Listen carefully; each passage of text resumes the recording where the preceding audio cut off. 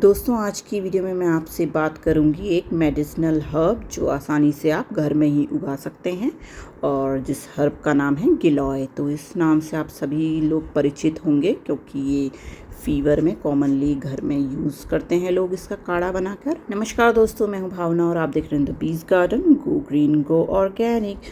तो दोस्तों, ये जो हार्ट शेप की लीव्स आप देख रहे हैं ये है गिलॉय।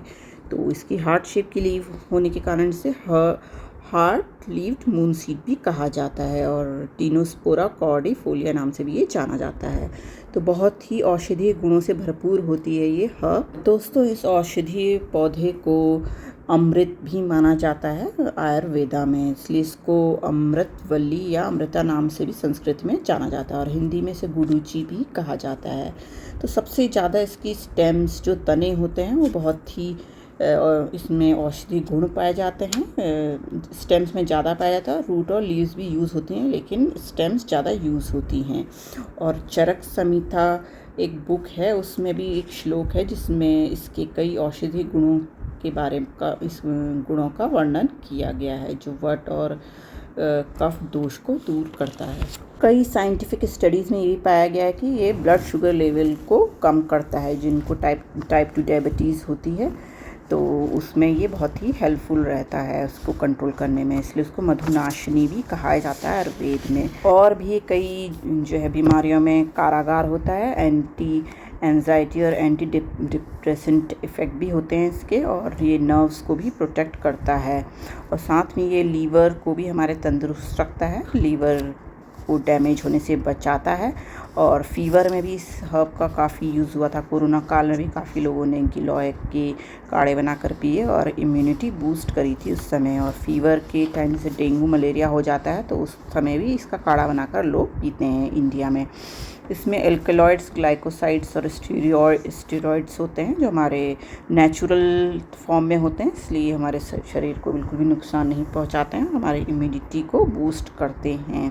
साथ ही कई प्रकार के कैंसर में भी ये प्रयोग में आता है, मतलब कैंसर की रोकथाम करने में भी इसका काढ़ा बहुत ही जो है इफ़ेक्टिव माना जाता है। तो उसको उबाल के पानी में इसकी स्टेम को कूट के उबाल के इस तरह से हर्बल टी बना के आप सेवन कर सकते हैं। तो इसकी स्टेम आप इस तरह से काट के इसको हल्का सा पील करके हल्का सा इसको कूट के और बॉईल करके सुबह पीने से इसके कई हमारे शरीर को बहुत ही भरपूर फ़ायदा होता है। इसका जो गिलॉय का जूस या काढ़ा या अब तो टैबलेट फॉर्म में भी बाज़ार में मिलने लगे हैं। डाइजेशन, हमारा जिनका डाइजेशन दुरुस्त नहीं रहता उसको भी डाइजेशन, हमारी पाचन तंत्र को भी मजबूत करता है। और अर्थराइटिस के मरीज या गाउट के जो मरीज होते हैं वो भी इसके काढ़े का सेवन कर सकते हैं। साथ ही साथ ये हमारी आँखों की रोशनी भी बहुत ही अच्छी कर देता है और रेस्पिरेटरी हेल्थ में भी सुधार करता है।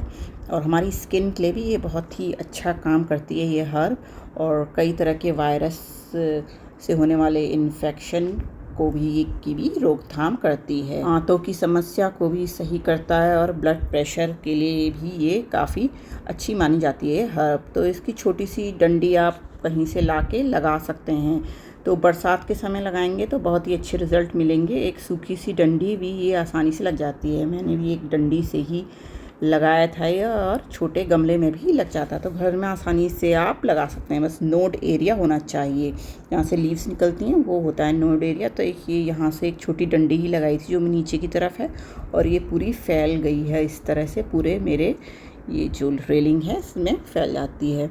बस सर्दियों में ये सूख जाती है और जैसे जैसे गर्मी आती है तो ये इसमें फिर से पत्ते निकलने लगते हैं। तो एक बार सूख जाए तो इसको आपको फेंकना नहीं है, अपने आप ही ये ग्रो होती रहती है, इसलिए ये इसको हम अमृत बेल भी बोलते हैं, कभी ना मरने वाली। और आसानी से आप इसको अपनी बालकनी गार्डन में भी लगा सकते हैं। तो मैंने एक ट्रायंगुलर पॉट में ही लगा रखा है, कोई ज़्यादा बड़े पॉट में नहीं लगा रखा, और बहुत ही अच्छे से ये गर्मियों में फैल जाता है अपने आप। सर्दियों में, जबकि यहाँ ज़्यादा सर्दी नहीं पड़ती पर पूरी पत्तियाँ झड़ जाती हैं इसकी सर्दियों में। अब जैसे गर्मी हो गई है, ये अप्रैल में से अच्छी होने लगी है फिर, तो इन सब का आप स्टिक्स को स्टोर करके काट के और इसका काढ़ा बनाकर पी सकते हैं। और धूप इसको पर्याप्त चाहिए होगी, तो जहाँ ज़्यादा धूप आती है वहाँ इसको लगा दीजिए और नॉर्मल खाद पानी देते रहें, तो वो अच्छे से आपके गार्डन में रहेगी और कभी नहीं मरेगी। ये बेल अमृत बेल होती है ये। तो दोस्तों, ये थी आज की इन्फॉर्मेशन। होप करती हूँ आप सभी को पसंद आई होगी। फिर मिलती हूँ किसी नई वीडियो के साथ। तब तक के लिए bye, take care, happy gardening.